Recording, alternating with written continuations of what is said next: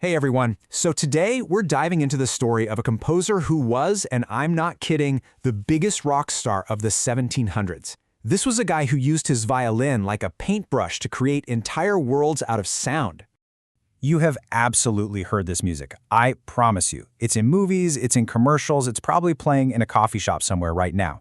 But what if I told you this wasn't just, pretty background music? What if this was designed to be like a video game for your ears, complete with epic thunderstorms, barking dogs, and wild parties, all told through music? Yeah, because that was Antonio Vivaldi's whole deal. He wasn't just writing catchy tunes, nope. He was a master storyteller, using his orchestra to paint these incredibly vivid pictures and tell epic stories.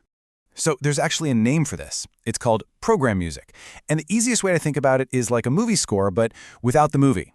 The music's job is to make you see and feel something really specific, all on its own.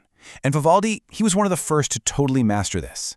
See, his goal was so much bigger than just putting notes on a page. He wanted to make you actually feel the biting cold of winter or hear birds celebrating the first day of spring. And he did it all just with his violin and an orchestra. So try not to think of him as just a composer. A better way to see him is as a director. The sheet music was his script, and the orchestra, they were his cast, creating these entire scenes right inside the audience's imagination. Okay, so who was this musical director? Let's get to know the guy behind the music, and trust me, he was a real character. Vivaldi's life was a total roller coaster. Okay, so he's born in Venice, which at the time was basically the world capital of music and art. He becomes a priest, but everyone knows him as the Red Priest because of his fiery red hair.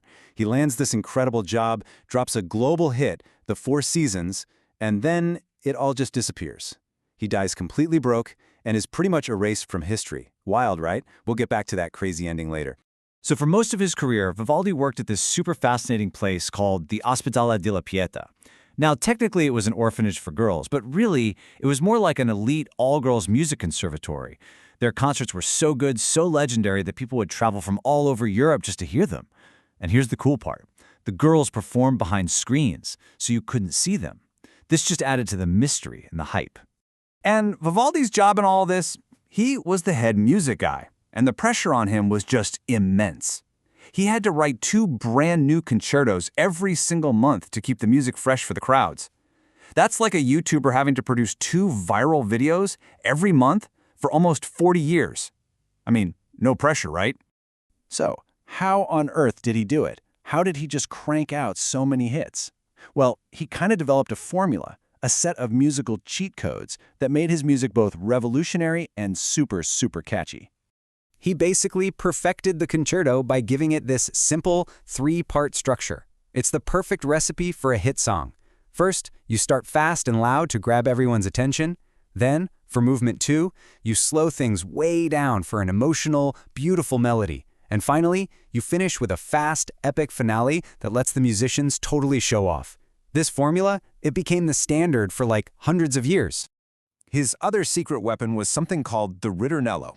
Now, that's a fancy word, but all it really means is a main theme that keeps coming back, over and over, just like the chorus in your favorite song. This is what makes his music so memorable and easy to follow. He took complex classical music and made it accessible for everybody.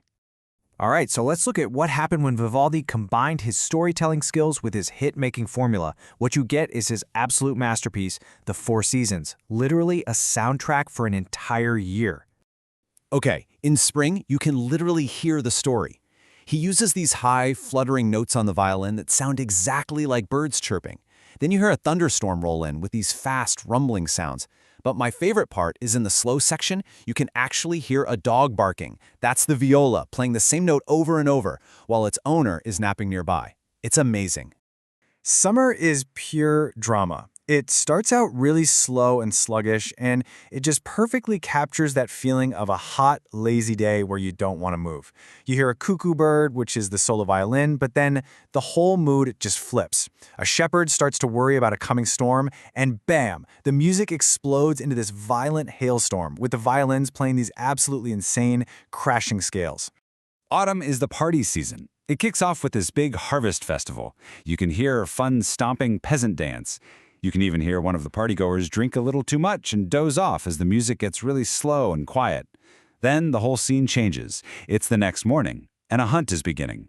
The violins sound just like hunting horns, and the music turns into this fast, energetic chase.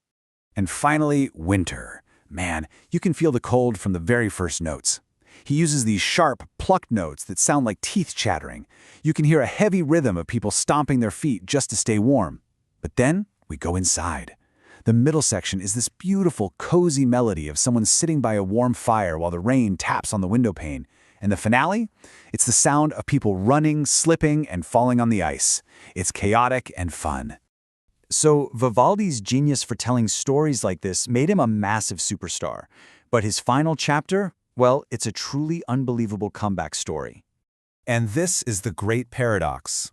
In the 1720s, Vivaldi is an A-list celebrity. He's influencing other legends like J.S. Bach. But just over a decade later, his fame is just gone. He moved to Vienna, hoping to find a new job, but his timing was awful. He died in poverty and was buried in a simple pauper's grave, completely forgotten by the world. And he stayed forgotten. For almost 200 years, his music just vanished.